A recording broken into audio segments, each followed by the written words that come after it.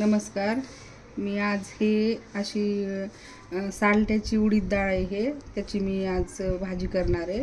थोडी सगळे जरा मोकळी भाजी करतात, पण मी रस्सा भाजी करणार आहे याची.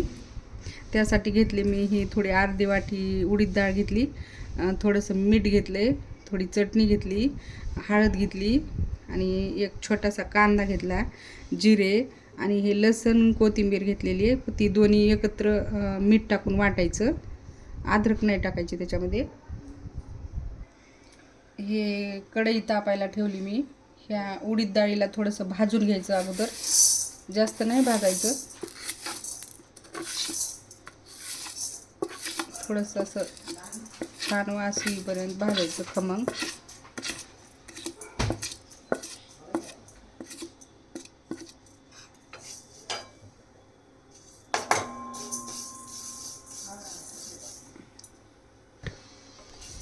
आता थोडासा हे भाजलेले आहे, याचा छान खमंग वास यायलेला आहे. आता ही मी थोडी काढून घेते.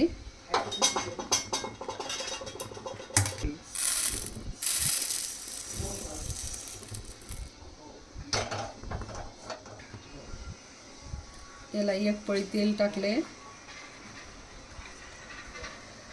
जास्तही नाही टाकायचं, थोडं कमी नाही टाकायचं, कारण डाळ थोडीशीच आहे, अर्धी वाटी. स्टार्ट. आता तेल तापलेलं आहे, त्याच्यामध्ये मी थोडेसे जिरे टाकते. जिरे थोडे लालसर झाले की लगेच थोडं हे कांदा टाकून घ्यायचा.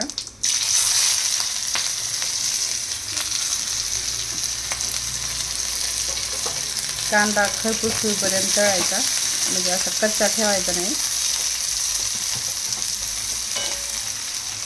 थोडा लालसर होईपर्यंत तळायचा, म्हणजे भाजीला कांद्याचा वास येत नाही.